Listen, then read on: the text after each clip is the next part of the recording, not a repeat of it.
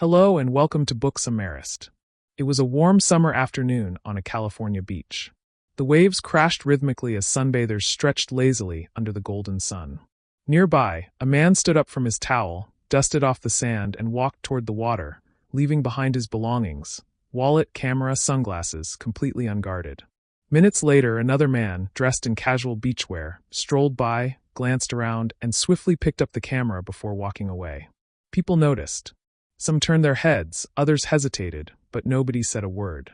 They simply watched as the thief disappeared into the crowd. Except, in another version of the same scenario, something different happened. This time, before leaving, the owner had turned to a stranger and said, "Hey, could you watch my stuff for a second?" The person nodded, barely thinking about it. But the moment the thief tried to take the camera, the response was immediate. The stranger jumped up, blocked the thief's path, and even physically grabbed him to stop the theft. This wasn't a coincidence. It was an experiment, part of a groundbreaking study on commitment and consistency, one of the 6 psychological triggers that Dr. Robert Cialdini uncovered in his research on persuasion. The study revealed something shocking. When people were asked directly to watch the belongings, 95% of them intervened to stop the theft. Without that small verbal commitment, only 20% did. Why does this happen? Because once we commit to something, even a simple promise, we feel a deep psychological urge to stay consistent with our decision. It's a force so powerful that it shapes our everyday actions, often without us realizing it. And it's just one of the many ways we are influenced, nudged, and even manipulated into saying yes. Dr. Cialdini spent years studying this phenomenon, infiltrating sales organizations, shadowing marketers, and even working undercover in persuasion-based jobs to understand the subtle but powerful tactics used to get people to comply. What he discovered were 6 universal principles of persuasion. 6 psychological levers that, when pulled, make people act almost automatically. These principles don't just work in sales. They govern how we buy, how we vote, how we negotiate, how we date, and even how we parent our children. They are embedded in our instincts, shaping our behavior in ways we rarely question. The first of these principles is reciprocity, the simple but deeply ingrained rule that when someone does something for us, we feel obligated to return the favor. This rule is so powerful that it works even when we don't particularly like the person who gave us something, and even when the favor was unwanted. In one study, waiters who simply placed a small mint on the bill saw their tips increase by 3%. When they added a second mint, tips jumped to 14%. But when they paused, smiled, and made it seem like the extra mint was a special favor, just for that table, the tips skyrocketed 23%. This is why charities send out free gifts with their donation requests, stickers, greeting cards, even small amounts of money. The moment we receive something, we feel an unspoken pressure to give something back. It's why free samples in grocery stores work so well. The moment you accept that tiny spoonful of ice cream, you feel subtly indebted, making it much harder to walk away without buying. And yet, reciprocity is only the beginning. As soon as we commit to something, a second force takes hold of us, the principle of commitment and consistency.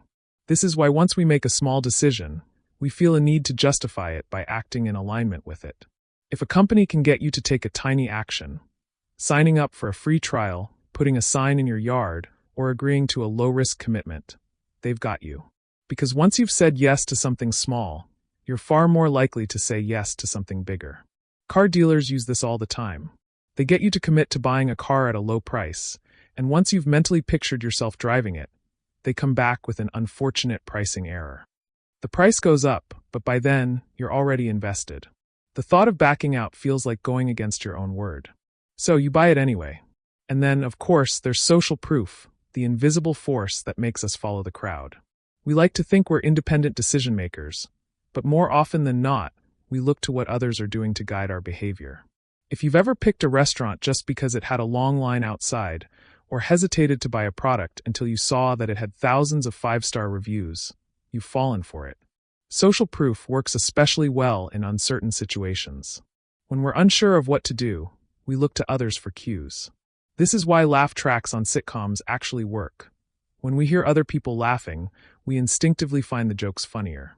It's why nightclubs intentionally make people wait outside, even when there's room inside. The long line signals popularity.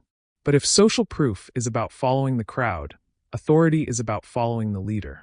Humans are wired to obey figures of authority, sometimes blindly. Studies show that people are more likely to follow instructions from someone wearing a lab coat or uniform, even if they have no real expertise. This is why advertisements love to use doctors to endorse products, why people trust financial advice from anyone in a suit, and why we're more likely to believe information from someone with a title, even if we've never verified their credentials. Then there's liking, the fact that we are far more likely to say yes to people we like. And liking, as it turns out, is predictable. We tend to like people who are similar to us, who give us compliments, and who make us feel good about ourselves. This is why skilled salespeople mirror our body language and speech patterns, why influencers and social media personalities build a sense of personal connection with their audience, and why even something as simple as a shared hometown can make us instantly trust someone more. Finally, there's scarcity, the psychological principle behind every limited-time offer, every only a few left warning, and every exclusive deal you've ever seen. When something appears to be scarce, its perceived value skyrockets. The less available it seems, the more we want it.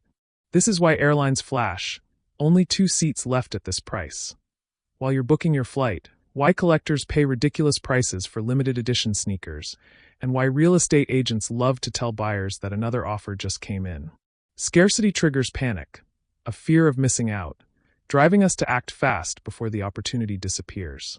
These 6 principles, reciprocity, commitment and consistency, social proof, authority, liking, and scarcity, aren't just marketing tactics.